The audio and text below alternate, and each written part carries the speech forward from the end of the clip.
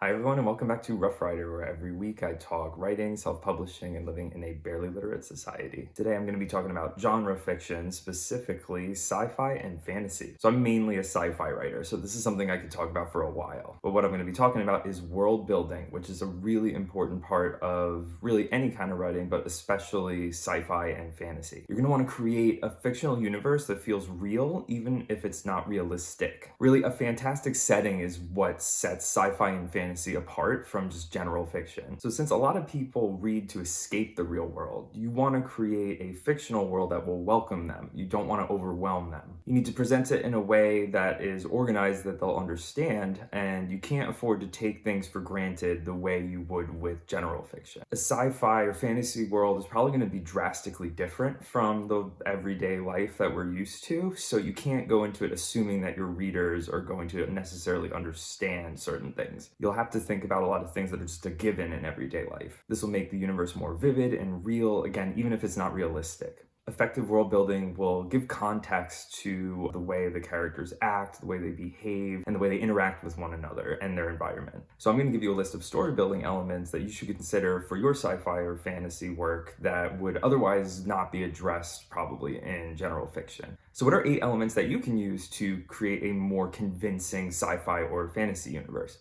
The number one thing that you can add to make it more convincing is cultural elements. The fictional cultures of your sci-fi or fantasy story are going to be unfamiliar to your reader, and the culture of your universe or cultures are going to dictate the way your characters behave and their attitudes. You want to create a comprehensive and immersive cultural experience for your reader that will really put them into your world. This will also make sure that your sci-fi or fantasy universe isn't bland or just kind of shallow. Some examples of cultural elements might be religions or holidays or festivals. You also talk about taboos and just certain customs. But adding that element of culture and really going into that will make your universe feel alive. It's not going to feel like some cultureless kind of just bland and monotonous place. The second thing you should consider for your sci-fi or fantasy story are political elements. Now, you might not like politics and you might not even want to go too deep into it, but there are power structures in any sort of society unless your fantasy or sci-fi world is very anarchistic. But there's going to be probably some sort of political structure that shapes the lives and liberties of your characters, even if it's indirect. You should consider the structure of the society or the organization of it. And if there's any hierarchies or levels of power at play here, you should also describe those and how your characters fit into that power structure or hierarchy. And I think another good thing to consider about politics in your universe is any sort of political policies that might affect the way your characters behave or their attitudes towards certain things, because these sorts of policies can kind of shape society, shape culture, and will really say what your characters are and are not allowed to do or say. So you don't have to necessarily make your story a political one or politically charged one, but it is probably a good idea to address the way politics work, or at least explain the powers or authorities that your characters are going to face. Now, the third thing you should consider adding to your sci-fi or fantasy story are social relations. It's one thing to present your reader with a whole variety of social groups or races, species, anything like that. It's another to actually show or explain how these different groups interact and view one another. You should consider the present and the historical relations between these social groups. And then given their history with each other, that'll really be able to tell you why they feel about each other in a certain way in the present. This will give you even more insight into why characters act a certain way or behave a certain way towards one another and the way that they interact, especially with people who are outside of their own social group. People have prejudices and biases in real life, so your characters are probably going to have the same. But again, just depicting social relations and really going into them and explaining them will go a long way in making these individual groups that you're going to present to your reader feel real and not just like you're giving them a collection of various like creatures or races or something like that. You're actually showing that these groups interact with each other in a certain way and have a certain history with each other and aren't just there on display for the reader like kind of a sideshow. This is actually a real dynamic. Now, fourth story element you should consider for your sci-fi or fantasy work is a historical timeline. So I mentioned you should consider the histories of the various social groups, but you might want to also consider the just more general history of your world. The present day attitudes and situations in your sci-fi or fantasy work aren't going to just come out of nowhere. There's going to be some sort of historical basis basis for the reason things are the way they are. Think about what events led up to the present that really shaped the relationships between the different social groups, and also explain the power dynamics that are in play. Explain why certain groups tend to maintain power over others, if that's kind of a thing you'd want to do. Also, the history can explain why one area might be super rich and another area might be poor, or one might be very advanced and one might be very backward. You can come up with a timeline or a chronology of events, and you can use that for your own reference, and then you can also reference it in your story. It's obviously not necessary to go into every historical event, but you'll want to think about those ones that continue to have a lasting effect on the present. Now, the fifth story element you should consider for your sci-fi or fantasy work are repeated details. These are elements that you're going to be able to repeatedly reference throughout your work, whether it's a short story, a novel, or even just a series of books. These are things that you can consistently reference and go back to that will create a sense of continuity. These can even just be mentioned in passing. They don't have to be particularly important details, but when you bring up certain things repeatedly, even in subtle ways, like maybe some sort of dish that people tend to eat, or the name of a movie that is really popular, or a chain of businesses or something like that, this is really going to create that sort of continuity that you want, that will make your universe inconsistent and will create a depth that your reader will perceive, even if it's sort of unconscious. I personally kind of think of like Pizza Planet in Pixar movies. This comes up a lot, almost like an Easter egg in video games and stuff. Pizza Planet is featured even just in the background of a lot of Pixar movies, and it's something that they always sort of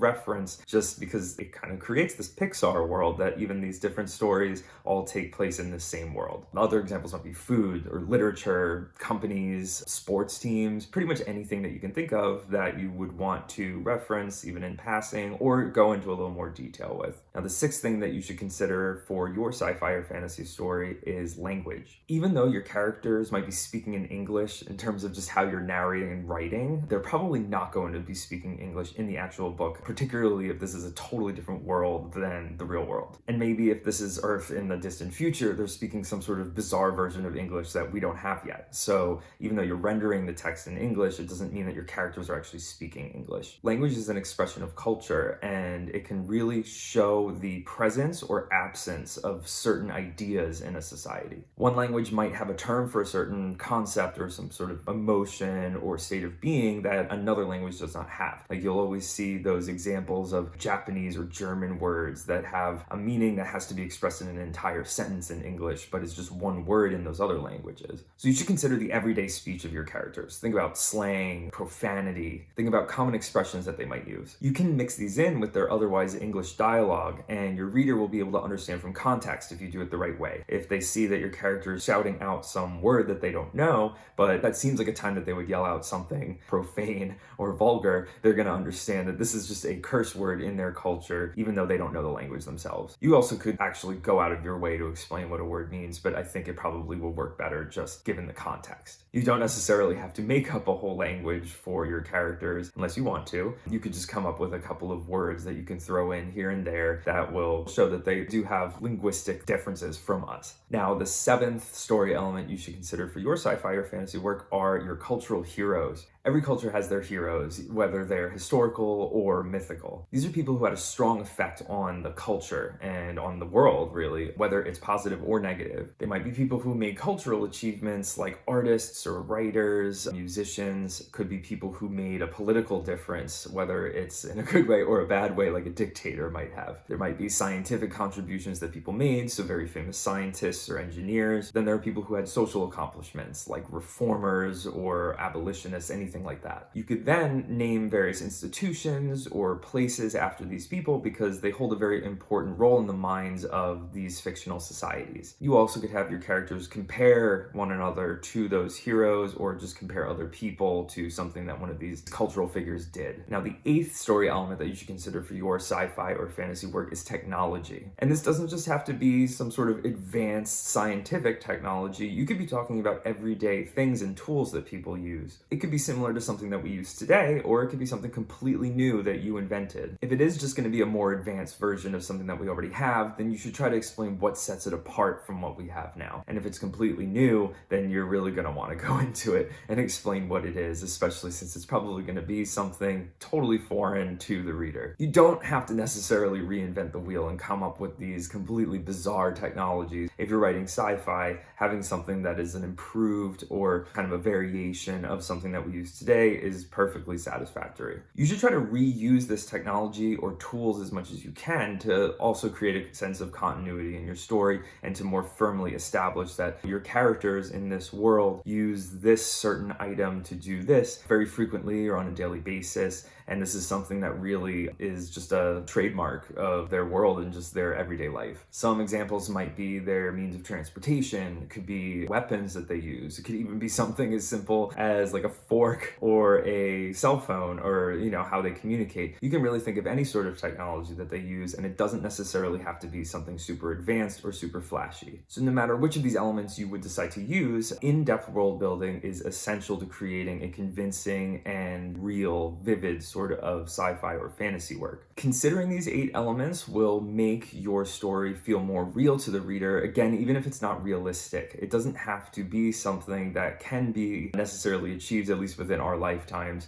or anything that's even like super plausible. But as long as it feels vivid, it feels real, it feels comprehensive and deep and not just shallow, that is going to really satisfy your readers and really entertain them and make reading your book a good experience. These are things that you're not necessarily going to have to mention or think about in general fiction, but for sci-fi and fantasy, when you're depicting a world that's totally different from our own and as a place where your reader can escape to, these elements are going to help a lot with helping your reader to understand and really welcoming them into your world. So for a longer take on this topic, you can check out my blog. There is a link in the description. Make sure to like and subscribe if you found this helpful. Follow me on social media. And as always, thank you for watching. God bless.